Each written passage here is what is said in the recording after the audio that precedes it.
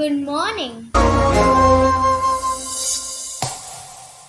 ஊரோடு இருந்த மரமாகதான் அடிவேரோடு விழுந்த உமடி மீதுதான் காற்றோடு பறந்தே சிறகாகதான் அட உன்னோடு எரிந்தே விறகாகதான் இரண்டே இதழ் பூச்செடி யாரோ அது நீ அடி இதழோடு